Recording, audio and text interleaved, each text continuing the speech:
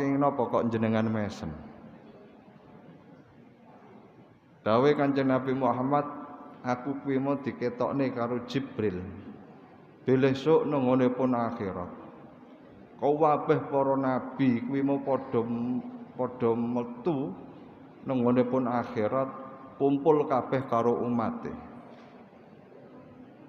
Mung ana siji nabi sing kuwi mau gak duwe rombongan. Sing kuwi mau nabi niku nggawa pedang dawa sing saka balunge unta. Niku sinten ya Rasulullah? Nabi menika sinten? Dawuh Kanjeng Nabi, nabi kuwi mau jenenge Sam'un. Lek wong Jawa jeneng